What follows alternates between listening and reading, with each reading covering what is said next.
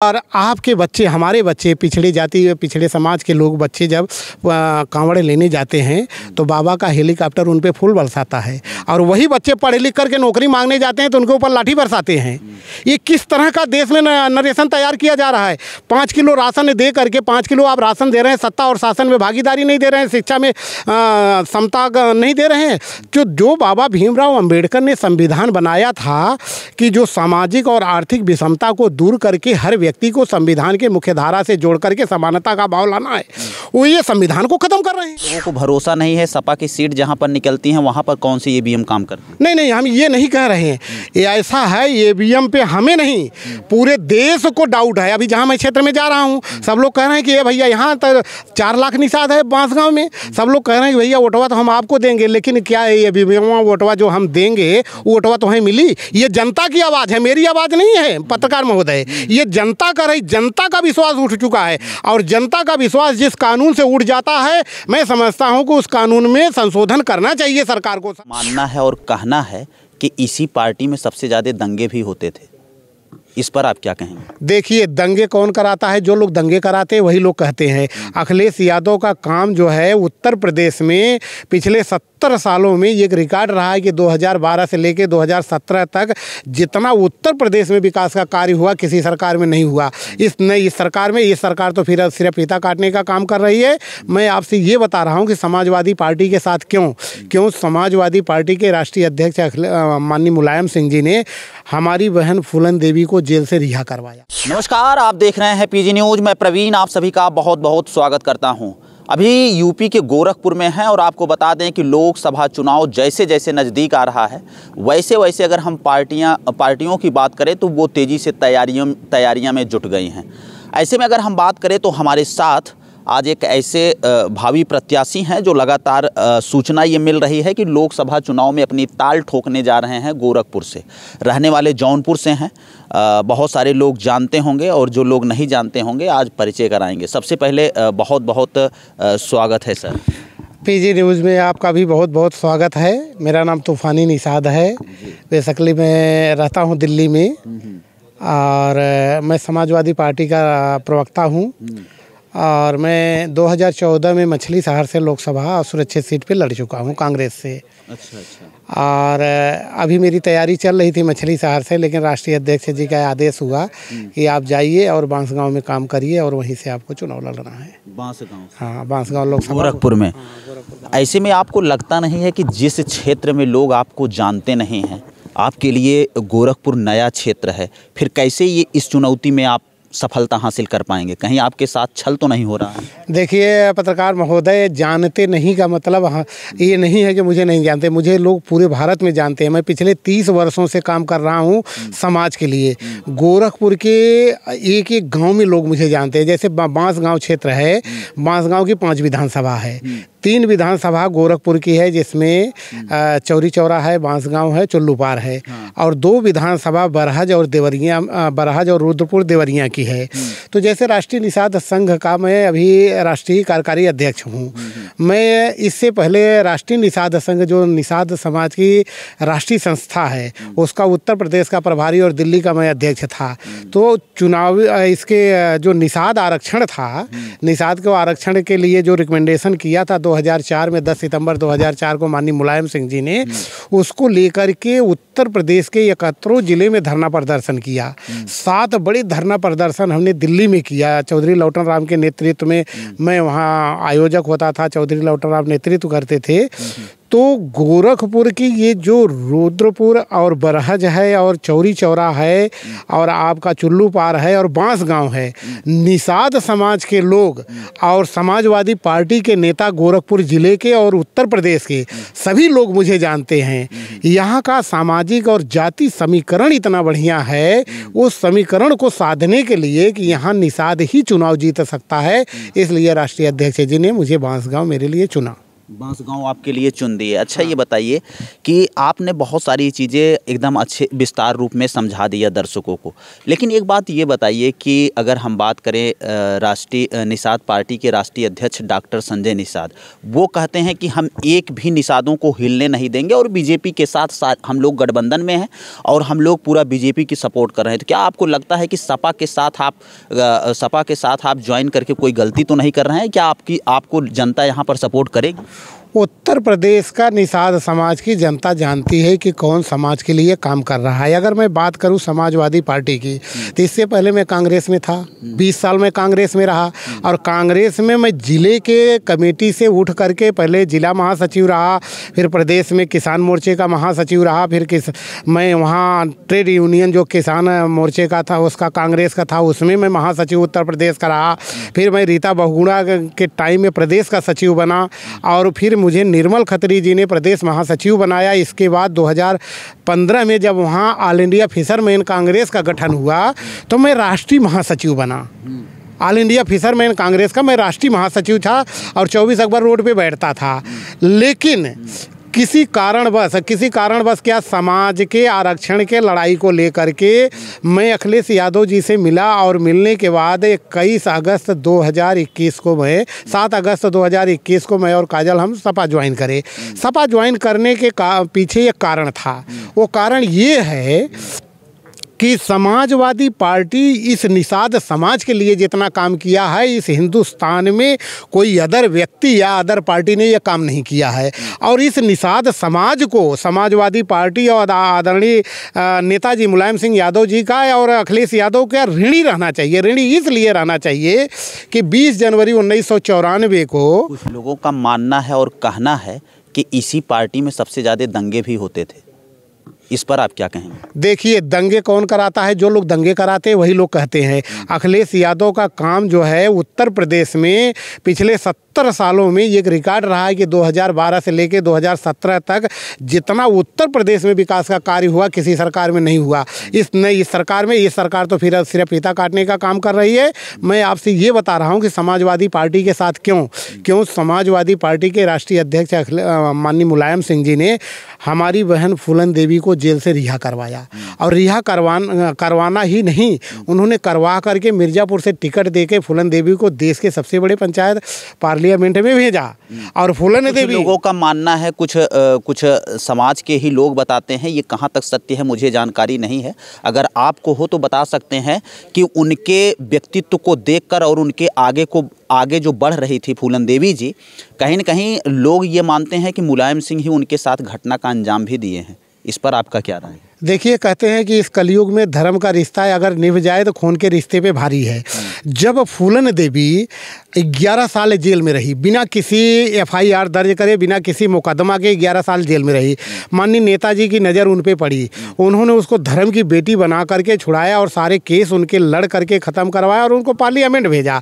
जब पार्लियामेंट फूलन देवी गई तो पार्लियामेंट जाने के बाद जो इस देश का 103 नामों से जाने वाली यह जातियाँ उत्तर प्रदेश और बिहार का कश्यप, निषाद, बिंद, केवट, कहार, चाई, बाथम, धुरिया, तियर, खरवार, बेलदार, तुरैया, और चाहे वह बंगाल और आसाम का जालो, मालो, जलगा, केवट, हलुआ, केवट, नाम, शूद्र, पटनी, टंडेल, और चाहे वह कर्नाटका और तमिलनाडु का सागरपुत्रा, राजपुत्रा, गंगापुत्रा, मलहिया, मच्छेंदर, मच्छीमार, और चाहे महाराष्ट्र का कोली में डेवरे कोली, टोकरे कोली, महादेव कोली, और चाहे गुजरात का राजे भोई, खासे भोई, झीगा भोई, नाम, शूद्र, पटनी, टंडेल, और चाहे आपके जम्मू कश्मीर और पंजाब, राजस्थान और हरियाणा का कश्यप, निषाद, बिंद, केवट समाज, मेहरा समाज, जब उससे पूछते थे कि भाई कौन जाति के हो या किस बिरादरी के हो तो कहते थे भाई मेहरा। ये मेहरा कौन होते हैं? फूलन देवी वाले।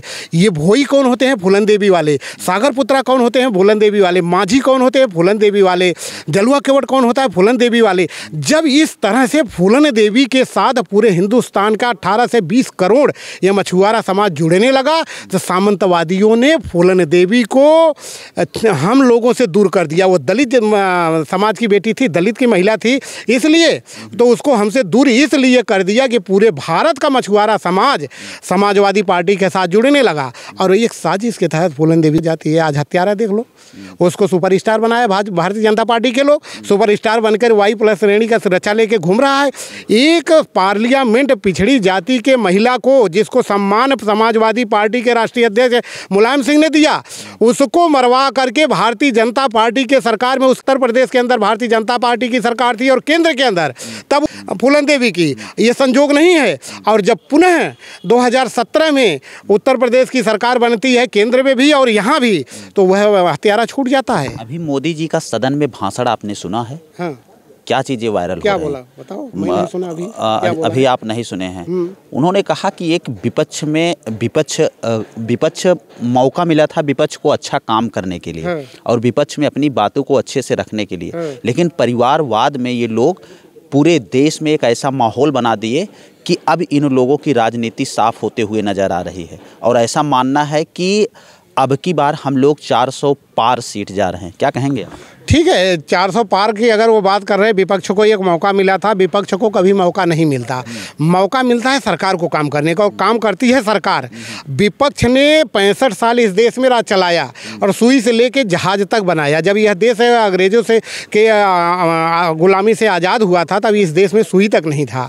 और इस देश को, इस देश की पूर्व की सरकारों ने एक माली की तरह सींचा। जैसे एक माली होता है बगीचे में, उस बगीचे में तमाम पेड़ होते हैं, आम का भी होता है, बबूल का भी होता है, अमरूद का भी होता है, गेंदा का फूल होता है, गुलाब का फूल होता है। तो जो माली होता है ना, वो बबूल के पेड़ के नीचे भी खरपतवार साफ करता है। इसलिए नहीं कि बबूल कुछ नहीं देता है, बबूल सिर्फ कांटा देता है, इसलिए कि उसकी बगिया का भी शोभा है कि हमारे बगीचे में अगर कोई कहे कि भैया तुम्हारे बगीचे में बबूल नहीं है, तभी वो रहेगा। तो इसी तरह एक माली की तरह इस देश को सजाया। हिंदू, मुसलमान, सिख, ईसाई चारों धर्म को लेकर के इस देश में पंचवर्षीय योजना बना करके इस देश को अगर मंगल ग्रह तक आज हमारा देश पहुंचा है, तो एक दिन में नहीं पहुंचा है, ये वर्षों की कमाई रही है। और जो माननीय मोदी जी अगर इस तरह कह रहे हैं, तो मोदी जी कहते हैं हटा दें ईवीएम, जिसपे देश की जनता संतुष्ट नहीं है, हटा दें ईवीएम। ईवीएम लाया कौन था? ईवीएम कोई भी लाया हो, हम कहते हैं जिसने बनाया वो नहीं चला रहा है ना। अगर कांग्रेस लाई थी,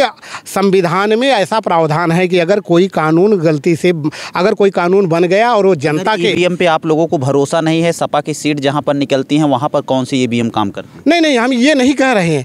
ये ऐसा है, ईवीएम पे हमें नहीं, पूरे देश को डाउट है। अभी जहाँ मैं क्षेत्र में जा रहा हूँ, सब लोग कह रहे हैं कि ये भैया यहाँ तो 4 लाख निषाद है बांसगांव में। सब लोग कह रहे हैं कि भैया वोटवा तो हम आपको देंगे, लेकिन क्या है, वोटवा जो हम देंगे वोटवा तो हमें मिली। ये जनता की आवाज़ है, मेरी आवाज़ नहीं है पत्रकार महोदय। ये जनता का रही, जनता का विश्वास उठ चुका है। और जनता का विश्वास जिस कानून से उठ जाता है, मैं समझता हूं कि उस कानून में संशोधन करना चाहिए सरकार को। सरकार जनता चुनती है, जनता की भावनाओं का कदर करना चाहिए सरकार को। आज देख लो, सुप्रीम कोर्ट के सारे वकील 20 तारीख को, 16 मार्च को सुनवाई है, यहाँ 16 फरवरी को सुनवाई सुप्रीम कोर्ट में, और 20 फरवरी को सारे सुप्रीम कोर्ट के सीनियर वकील पटियाला कोर्ट से लेकर हाई कोर्ट तक मार्च करने, सुप्रीम कोर्ट तक मार्च करने जा रहे हैं।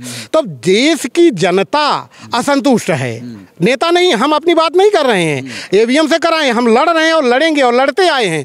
लेकिन इस देश की जनता कह रही है, बांसगांव में लोग मुझे कह रहे हैं कि भैया वोटवा तो हम तुम्हें दे देबो, वोटवा का तुम्हें मिली, कोनो गारंटी है? हम कहे काहे न पड़ी, हमें देबो बहनी तो हमें मिली ने।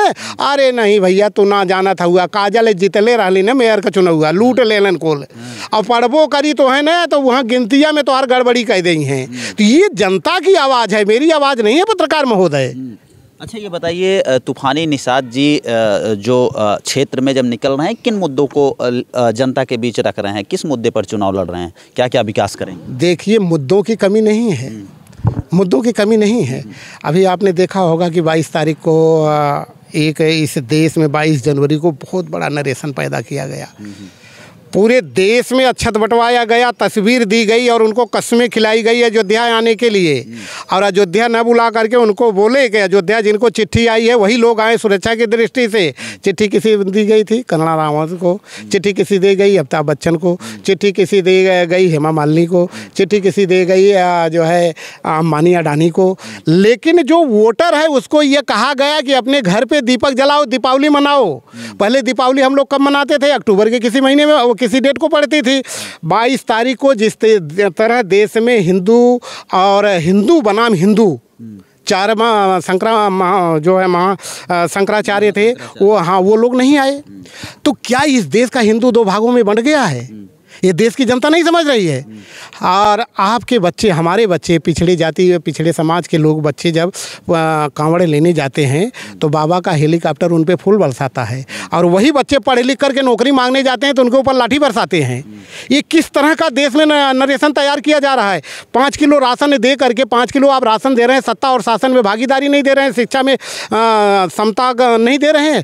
जो बाबा भीमराव अंबेडकर ने संविधान बनाया था कि जो सामाजिक और आर्थिक विषमता को दूर करके हर व्यक्ति को संविधान के मुख्य धारा से जोड़ करके समानता का भाव लाना है, वो ये संविधान को खत्म कर रहे हैं। मुद्दे की आप बात कर रहे हैं, उन्होंने 15 लाख रुपए कहा हर किसी के खाते में आएंगे। आए क्या? मैं आप तो पूछता हूँ, आए किसी के खाते में? आपने सुना? आप तो बहुत इंटरव्यू लेते होंगे, कोई सिंगल व्यक्ति बताया हो आपको कि 15 लाख आए? बताया कोई आपको? नहीं, किसी ने नहीं बताया। 80 किलो राशन दे रहे हैं, लेकिन शिक्षा और दवाई ये मुफ्त नहीं कर रहे हैं, मेडिकल कॉलेज नहीं बना रहे हैं, हजारों। हम कहते हैं मंदिर बनना भी जरूरी है, वो सनातनी है, ठीक है, मंदिर आप बना रहे हो, मंदिर पे पैसा खर्च करो। मंदिर बना, वहाँ सारी व्यवस्था, एयरपोर्ट बन गए, नई ट्रेनें चल गई, अमृत भारत चल गई, वंदे भारत चल गई, सब ठीक है। हम भी राम को मानते हैं। राम का केवट से बड़ा भक्त कौन है, आप बताओ? अरे भाई, मित्र मानते थे, राम मित्र मानते थे। जब गंगा पार को उतारा केवट ने, लिखा है तुलसीदास ने, उतर ठाड़ भय सुर सरिरेता, राम लखन सिय गुहा समेता। त्रेता में लिखा था, और भगवान राम तब आ गए थे।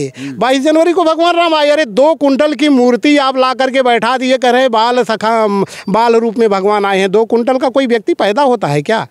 हम धर्म के विरोधी नहीं हैं, भगवान राम के अनन्य भक्त हैं, हम केवट हैं। बिना उनका जो है सुबह उठ करके बजरंग बली का हनुमान चालीसा पढ़ करके, बजरंग बली का नाम लेके, जय श्री राम बोल के और राम का नाम लेके हम घर से निकलते हैं। घर घर में राम विराजमान हैं, लेकिन कौन से राम को लेकर के आए भाई आप? जब आप राम को मानते हैं, घर घर राम विराजमान हैं, इस चीज़ को मानते हैं, तो फिर अयोध्या में राम को आने से आपको क्या दिक्कत है? नहीं, कोई दिक्कत नहीं है, मुझे कोई दिक्कत नहीं है। अयोध्या में राम आए, हमें दिक्कत ये है कि जैसे घर घर अक्षत बंटवा करके और कसम दिलवाया गया। आपको पता है कि राम मंदिर आने से पूरे विश्व में भारत की चर्चा हुई, और कहीं न कहीं भारत का जो नाम है वो एक बड़े लेवल पर पहुंच रहा है। इस चीज़ को आपको पता है, पूरे देश विदेश से लोग आना चाहते हैं भारत में। अगर राम मंदिर ना बनता तो कैसे लोग आते? यहाँ की इकोनॉमिक कैसे बढ़ेगी, आप बताइए कुछ। मंदिर से ही सारी इकोनॉमिक्स बढ़ेगी। नहीं, कोई दिक्कत, हम करें कि मंदिर से सारी इकोनॉमिक्स आएगी। पत्रकार धर्म की चीज़ है। नहीं, धर्म को तो हम डिनाई कर नहीं हैं, धर्म को हम मानते हैं, धर्म इस देश की सनातन है, धर्म रहेगा। लेकिन धर्म की व्याख्या ये लोग गलत तरीके से प्रचारित कर रहे हैं ना। विश्व में भारत का नाम पहले भी था। भारत जब आज़ाद नहीं हुआ था तभी भारत सोने की चिड़िया थी, पूरी दुनिया में चर्चा था भारत सोने की चिड़िया है और रहेगी। इन लोगों ने जिस तरह से नरेशन पैदा कर रहे हैं, वो जो है गलत तरीके से धर्म की व्याख्या गलत तरीके से। अरे भाई, यह देश जो है सैकड़ों वर्ष गुलाम रहा मुगलों के, तब देश खतरे में नहीं पड़ा हिंदुस्तान। आज हिंदुस्तान खतरे में है, क्यों? तो मुद्दा जो है बहुत लड़ने को है। इस देश की रोजगार, नौजवानों के लिए रोजगार नहीं है, शिक्षा है, स्वास्थ्य की मुद्दा है। जिस तरह से यह सरकार जो है सिर्फ 2 लोगों के लिए या 10 लोगों के काम कर रही है, 10 लोगों के लिए, इस देश में भेदभाव बढ़ता जा रहा है। इस देश में जो है अराजकता बढ़ती जा रही है। इस देश में ऊंच और नीच का भेदभाव बढ़ता जा रहा है। इस देश में असमानता बढ़ती जा रही है। जो लोग 2 पैसे कल कमाते थे, छोटी छोटी फैक्ट्रियाँ चलाते थे, सब हाशिए पे हो गए। सरकार के पास अगर स्कीम है तो सिर्फ उद्योगपतियों के लिए है, छोटे रोजगारों के लिए नहीं है, छोटे जो कारोबारी थे उनके लिए नहीं है, सब हाशिए पे हैं। बहुत सारे लोग इस वीडियो को यूपी, बिहार, झारखंड, तमाम जगह से, तमाम राज्यों से देख रहे हैं। सबके लिए क्या कहना चाहेंगे दर्शकों के लिए? मैं यही है कि कहना चाहूँगा कि जो इस देश में इस समय चल रहा है, मैं समझता हूँ कि इस देश में इस समय यह देश संक्रमण काल से गुजर रहा है। आने वाला 2024 का जो चुनाव है, इस चुनाव में अगर भारतीय जनता पार्टी पुनः जीतती है तो जैसा कि लोगों को डर है और हमें भी इस बात का डर है कि शायद इस देश में फिर चुनाव ना हो, संविधान खतरे में पड़ जाएगा। इस देश का संविधान खत्म करके इस देश में यह सरकार मनुवाद लाना चाहती है, यही हमें डर है। इसलिए मैं देशवासियों को और प्रदेशवासियों को एक संदेश देना चाहता हूं कि 2024 में इंडिया गठबंधन के साथ जाएं और इस देश को बचाएं।